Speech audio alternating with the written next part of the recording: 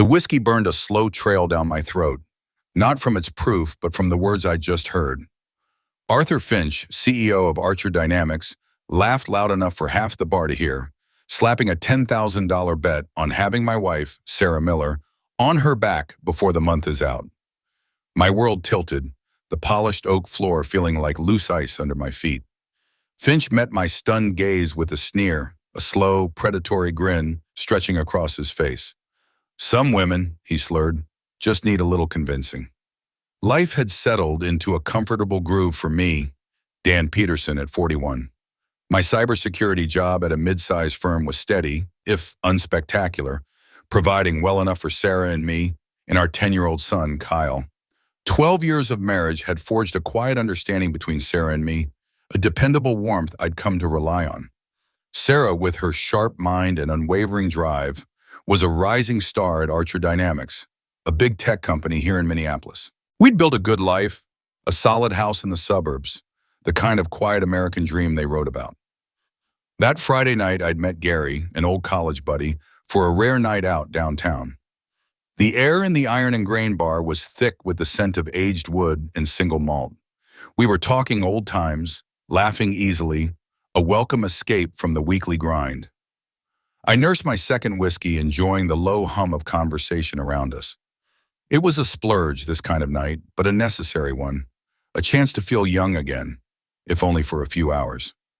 Across the room, nestled in a plush private booth, I spotted Arthur Finch. He was the CEO of Archer Dynamics, Sarah's boss, a man I'd seen pictures of but never met. His face was flushed, a heavy-set man in an expensive suit, gesturing expansively with a drink in his hand. He laughed, a booming, self-important sound that cut through the general din of the bar.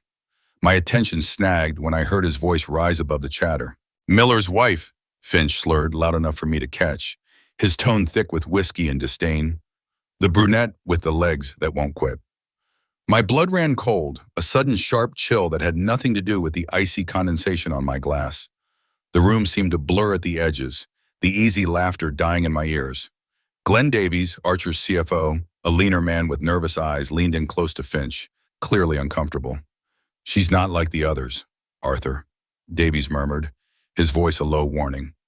"She wears her wedding ring like a shield." He glanced nervously around the room, though his gaze never landed on me. Finch just scoffed, then threw his head back in a loud, ugly laugh. "That's what makes it interesting, Glenn. 10 grand, says I'll have her on her back before the month is out." He pounded the table lightly, the sound like a hammer blow against my chest. The world went silent again, then roared back with an unbearable intensity. My hand trembled, nearly spilling the whiskey. The taste in my mouth was suddenly bitter, like ash. "Dan, you okay?" Gary asked, his voice cutting through the fog. He leaned forward, concern etched on his face.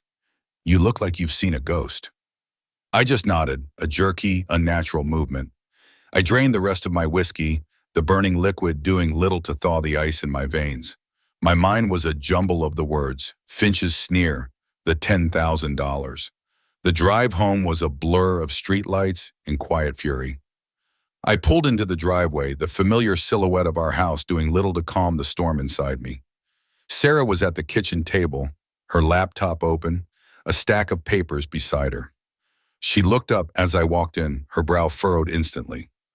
"What's wrong?" she asked, her voice soft with a worry. "You look terrible." I sat heavily on a kitchen chair, the words catching in my throat. It took a few attempts, a clearing of my throat, before I could manage to tell her. I recounted Finch's bet, the crude words, the way Davies had tried to warn him. Each syllable felt like a betrayal. Sarah listened, her face slowly flushing, a deep crimson spreading from her neck to her hairline, her lips pressed into a thin, hard line. She pushed back from the table, a sudden restless energy seizing her. Sarah began to pace the length of the kitchen, her steps quick and agitated. "That arrogant, disgusting bastard," she bit out, her voice low but potent with anger. "This is criminal."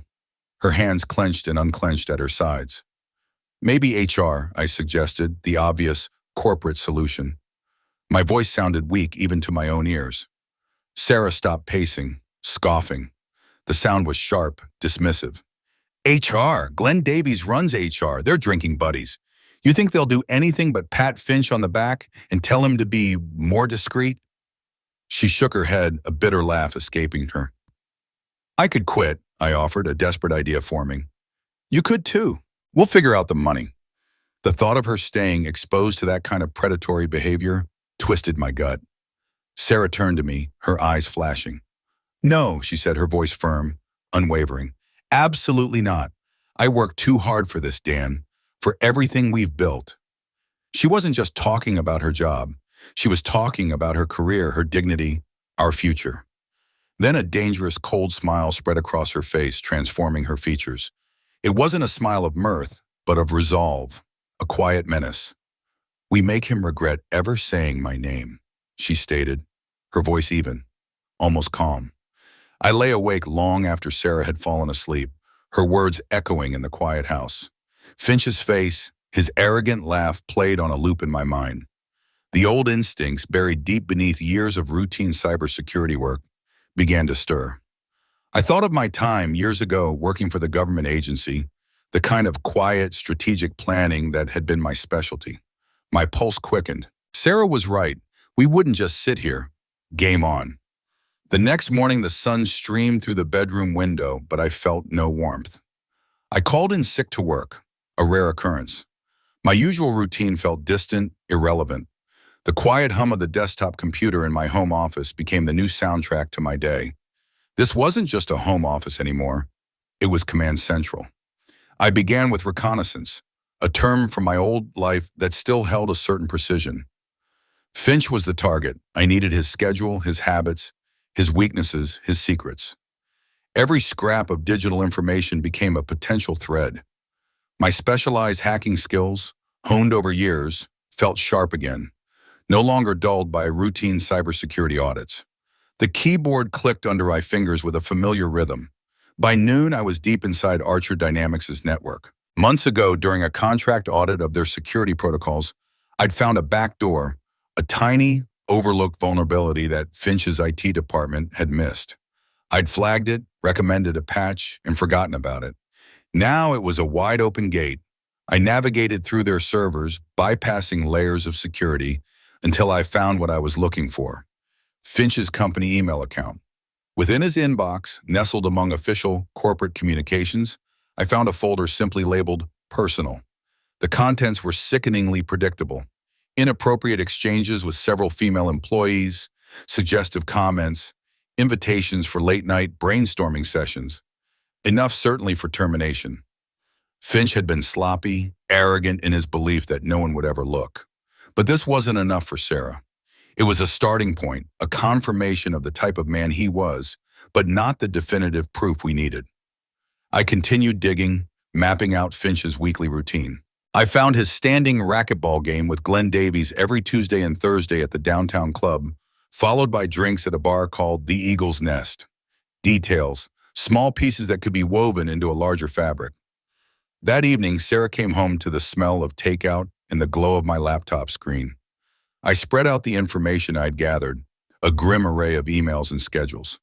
This is just the beginning, and I told her, pointing to the incriminating exchanges. We need more, something direct. Sarah looked at the screen, her face unreadable.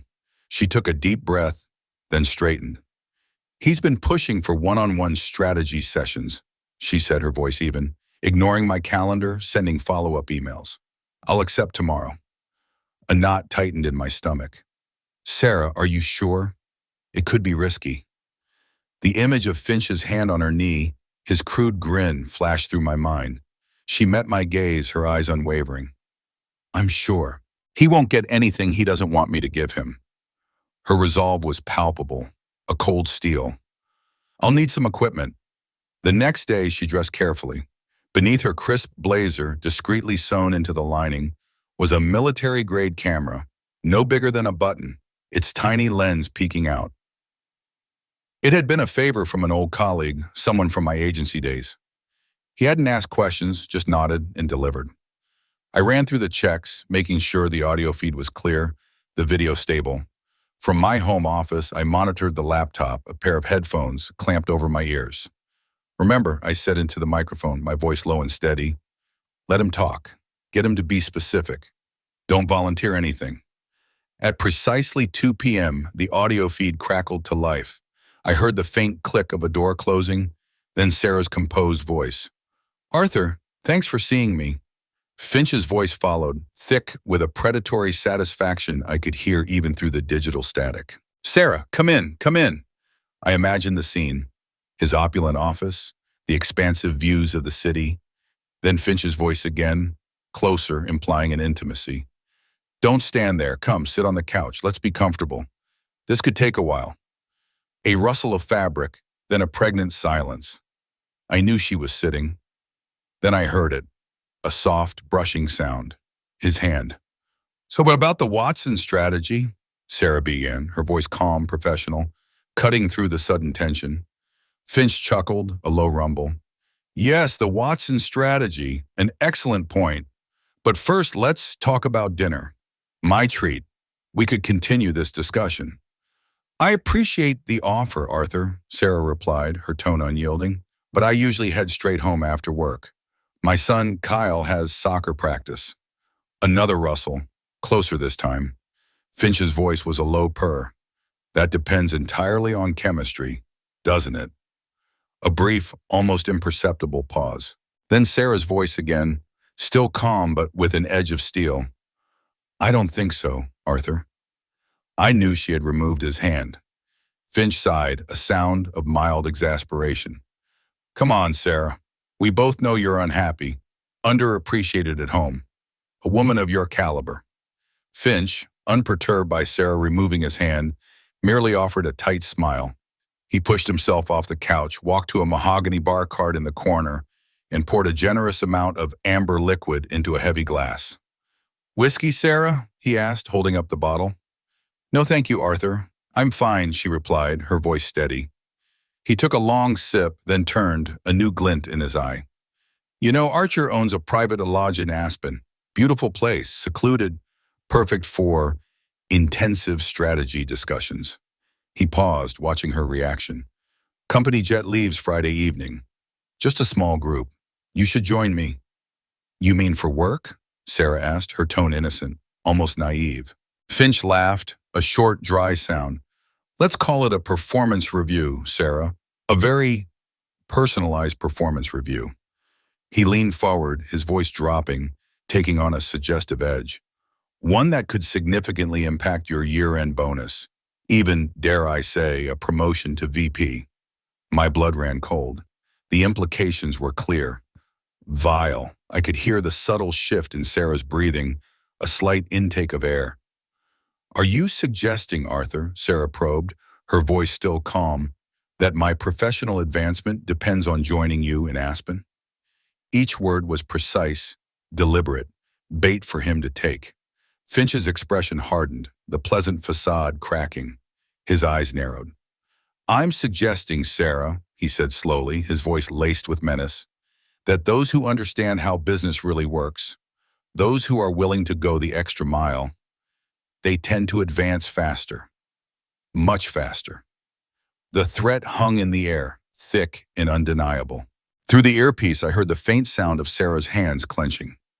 A barely audible rustle of fabric. Then, a slow exhalation. She relaxed her posture, her voice unwavering.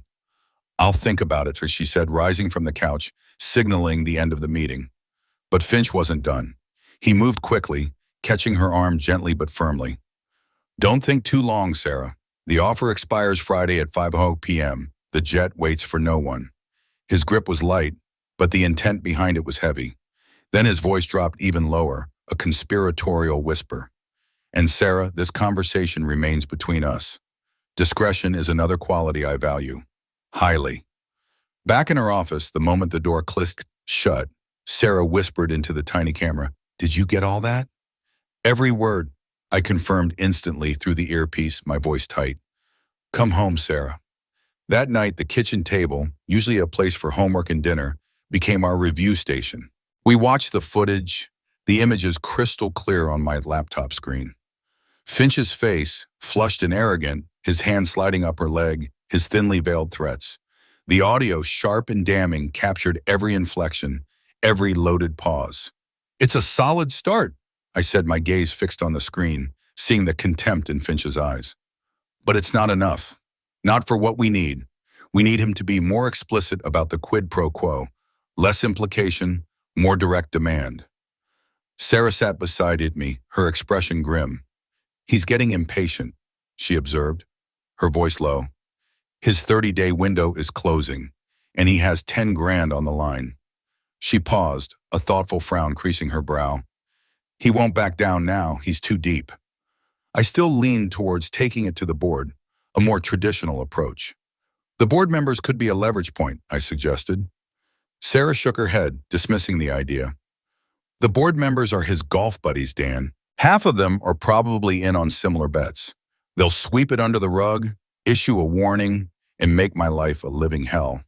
We need something nuclear. Her eyes met mine, a quiet fire burning in them. I nodded, acknowledging her point. She was right. This wasn't a corporate HR issue. It was a street fight. I leaned forward, resting my elbows on the table. Okay, I said, a plan solidifying in my mind. Thursday, Finch at the athletic club, then Capitol Grill. The next phase had begun. My plan for Thursday was a tight weave designed to leverage Finch's predictable routine. He was a creature of habit, and habits in my world were vulnerabilities. The athletic club, then the Capitol Grill, followed by his regular Thursday drinks with Glenn Davies. Each step was an opportunity, a calculated risk. While I focused on the digital architecture of our attack, Sarah delved into Finch's company records. Her access as a rising star at Archer Dynamics, combined with my guidance, allowed her to pinpoint anomalies. It wasn't long before she uncovered a pattern of financial improprieties. Finch had a favorite vendor, a small, obscure firm that seemed to be overbilling Archer Dynamics consistently. These weren't just inflated invoices. They looked like kickbacks, off-the-books deals funneling company money into someone's pocket. Finch's pocket. This added another layer to his depravity, transforming him from a lecherous boss to a corrupt executive. I prepped a secure data drop point, a digital dead letter box on the dark web, accessible only with specific keys. This would be the launch pad for all the incriminating evidence, ready to be unleashed at the precise moment. It was a fail-safe, a final unretractable step. In parallel, Sarah began her subtle work within Archer Dynamics. She didn't spread rumors, not directly. Instead, she asked leading questions, expressed quiet concerns about Finch's recent decisions, planted seeds of doubt among key neutral employees. Have you noticed Arthur's been distracted lately? Or, I worry about the direction the company's going under his new initiatives. She was priming the ground, preparing it for the shockwave to come, ensuring there would be some within the company who wouldn't be entirely surprised by what might surface. I, meanwhile, built a more sophisticated digital trap. Using the knowledge of his financial misdealings, I crafted a seemingly innocuous report designed to look like a standard internal audit query. I injected it into the company's network, knowing Finch's lazy habits meant he'd likely access it himself or have a junior assistant, granting me a deeper, more direct line into his digital life. The goal was to lure him into revealing more of his unethical dealings, perhaps even an acknowledgement of the vendor kickbacks. Then came the hard part. Sarah agreed to another strategy session with Finch. I hated it, hated putting her back in that room, but we needed him to be utterly explicit. This time I told her, push him on Aspen, make him say it, directly link the promotion to the sexual nature of the review. Finch, sensing his deadline drawing near, and confident in his perceived power over Sarah, grew bolder. He believed he had her trapped, that the approaching Friday deadline left her no choice. He didn't just imply, he stated it. I listened through the earpiece, my heart pounding, as he made a specific recorded offer. A vice president position. The perks, the benefits, the salary increase, all laid out in detail. In exchange, he wanted her in Aspen alone, on the company jet. It was all there, clear and undeniable. I meticulously compiled these final pieces, integrating them with the previous recordings, the financial documents, and the vendor invoices. Concrete evidence of both sexual harassment and corporate malfeasance. It was a damning package, more than enough to bring him down. We finalized our distribution plan, not just the board of directors. That was too contained, too easily suppressed. We would target key media outlets, the SEC, and a few influential industry blogs known for their investigative journalism. My skills ensured the release would be anonymous, untraceable back to us. No digital breadcrumbs, no loose ends. Sarah practiced her composure, standing in front of the mirror, rehearsing her responses, steeling herself for the public fallout, for the inevitable confrontation.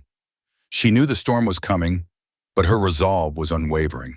Later, sitting on the edge of our bed, the house silent around us, we shared a quiet moment. No words were needed, just a look, an acknowledgement of the immense risk we were taking. Our lives could be upended, our careers, our reputation, but also the absolute necessity for Sarah, for every woman who had suffered in silence. Finch needed to pay. Thursday arrived with an unusual stillness in the air, a calm before the storm. At precisely 9:00 a.m. Central Time, the carefully compiled evidence, the raw audio of Finch's threats, the crisp video of his hand on Sarah's knee, the damning financial records detailing the vendor kickbacks, was unleashed. It went out simultaneously to every member of the Archer Dynamics Board of Directors, to a select group of journalists known for their tenacity, and to the appropriate regulatory bodies. The digital packets, anonymized and untraceable, flew through the network like silent missiles. By noon, the news broke. It started as a trickle on industry blogs, then swelled into a torrent on major news sites. Archer Dynamics CEO embroiled in sexual harassment and corruption scandal, the headline screamed. Finch, I later learned, was blindsided. His carefully constructed facade, the image of the esteemed CEO, crumbled in real time. The arrogance that had fueled his actions was now his undoing. Glenn Davies and other executives who had been aware of Finch's behavior or implicated in his financial schemes immediately tried to distance themselves. Statements of shock and dismay were issued, vague condemnations of unethical behavior. But the evidence was too strong, too precise. The recordings, the detailed financial logs, left no room for deniability. The board convened an emergency meeting that afternoon. The pressure was immense, not just from the damning evidence, but from the furious public backlash and the looming threat of legal action. Investors, watching Archer's stock take a nosedive, were demanding immediate, decisive action. Sarah was called in for questioning. She walked into that boardroom surrounded by powerful, nervous men with the same quiet composure she'd maintained in Finch's office. She presented her account calmly, factually, backed by the irrefutable evidence we'd gathered. There were no theatrics, just the unvarnished truth. Finch predictably attempted to deny everything. He stammered, blustered, tried to deflect blame, even attempted to discredit Sarah, painting her as a disgruntled employee seeking revenge. But his past behavior, now laid bare for the world to see, and the cold, hard recordings made his efforts utterly futile. His voice, once so commanding, now sounded weak, desperate. The company's stock continued its freefall, a stark graph reflecting the depth of the scandal. Within 24 hours, the decision was made. Arthur Finch was forced to resign, effective immediately. He faced not only the complete ruin of his reputation, but also potential legal charges for corporate malfeasance. The irony was palpable. The man who had bet $10,000 on destroying Sarah's dignity had lost everything. The revelation of that bet, reported in the follow-up stories, added a further layer of humiliation and disgust to his downfall. Sarah received an outpouring of support, emails, and messages from women and men within Archer Dynamics and beyond, commending her courage. But there was also a predictable backlash, quiet whispers from those loyal to Finch, or simply those who feared the corporate instability her actions had caused. She'd made enemies, even if she had been in the right. Life's choices, even the righteous ones, often come with unexpected costs. Stick around to the end to see how life's costly choices unfold. Meanwhile, I worked tirelessly, securing our digital footprint. I anticipated retaliatory cyber attacks, not from Finch himself, but from any of his powerful allies who might feel threatened or seek revenge. Every connection, every device was locked down, monitored. Our modest suburban home, once a sanctuary, was now a target. Reporters, photographers, and news vans camped outside, their cameras flashing whenever we stepped into view. The quiet rhythm of our lives was shattered. We did our best to shield Kyle from the harsher details. We told him his mom had been very brave, that she had stood up for what was right, for herself and for others. He understood the general idea, the sense of justice, even if he didn't grasp the ugliness that had necessitated it. We held him close, a small, innocent anchor in the swirling chaos. In the aftermath, Archer Dynamics underwent a seismic shakeup. The immediate fallout saw Arthur Finch's swift removal, but the tremors continued. Several executives implicated through their complicity or direct involvement in Finch's schemes either resigned quietly or were summarily fired. Glenn Davies, Finch's drinking buddy and CFO, was among them, his nervous eyes now facing a very different kind of scrutiny. The company, once a beacon of corporate power, was now navigating a turbulent sea of internal investigations and public skepticism. Sarah found herself in an unexpected position. The newly restructured company, keen to project an image of reform and integrity, offered her a new higher position, a clear ascent up the corporate ladder. Simultaneously, lucrative offers from competitors poured in, eager to poach a talent who had proven her mettle under fire. She weighed her options carefully, not with ambition, but with a weary pragmatism, considering what would best serve our family, our peace. The media circus eventually died down, the reporters and their flashing cameras moving on to the next sensational story. What remained was the quiet processing of the emotional toll. The experience had undeniably changed our marriage. It brought us closer, forging a bond hardened by shared adversity, a silent understanding passing between us. But it also left scars, subtle lines beneath the surface, a permanent shift in how we viewed the world and each other. I often reflected on the moral gray areas of my actions. I had used my skills designed for national security, for personal justice. Was it right? I justified it as protecting my family, as defending Sarah's honor. The lines were blurred, but the outcome felt right. Finch had paid a price, and we had drawn a line. Sarah, too, wrestled with the personal cost. She had lost a certain innocence, the belief in a purely meritocratic corporate world. But in its place, she had found an incredible strength, a resilience she hadn't known she possessed. She had faced down a predator, not with aggression, but with calm, deliberate courage. Kyle, our son, initially confused by the sudden flurry of news and the strangers outside our home, eventually grasped the essence. We told him his mom stood up for what was right, against a powerful man doing bad things. He saw us not as victims, but as heroes, learning a tough lesson about integrity in a world that wasn't always fair. We considered moving, escaping the lingering whispers, the ghost of Finch's name, the memories of the camera crews. But after weeks of deliberation, we decided to stay. This was our home. We wouldn't let him drive us out. We would reclaim it, one quiet evening, one family dinner at a time. One evening, after Kyle was asleep, Sarah turned to me, her hand finding mine. "We did what we had to do," she said, her voice soft but firm. "No regrets." I looked at her, at the quiet strength in her eyes, a strength I had always known was there, now tempered with a harder, more resolute edge. The feeling of righteous anger had subsided, replaced by a quiet sense of satisfaction and a deep, bone-weary exhaustion. Life went on, not perfectly, but with a renewed appreciation for our quiet existence. It was an existence built on trust, resilience, and the unwavering belief that some things were worth fighting for. Finch had lost everything: his reputation, his power, his freedom, all for a $10,000 bet and a perverse sense of entitlement. And we, while scarred, had emerged with our morality intact, our family stronger, and a deeper understanding of the true cost of silence. We carried the weight of what we did, but we carried it together, moving forward, one day at a time. The quiet hum of the suburban evenings settled around our house, a peace we had fought hard to reclaim. Finch, the arrogant CEO who had so casually placed a bet on my wife, Sarah Miller, was gone.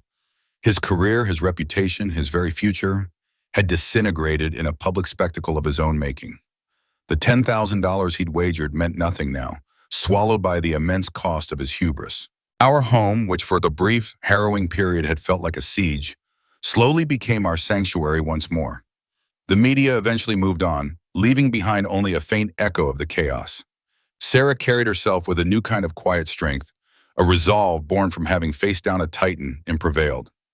My own skills, once deployed in the shadows of government work, had found a stark, personal purpose. I had protected my family, not with weapons, but with data and strategy. Life wasn't perfect, not after something like that. There were lingering whispers, a certain wariness in Sarah's eyes when she spoke of work, a subtle hardening in my own view of the world. But we had faced a moral reckoning, emerged scarred but intact, our family unit stronger, more resilient. We moved forward, carrying the weight of what we had done, but with a clear conscience. The price had been paid, and justice, in our quiet Midwestern way, had been served.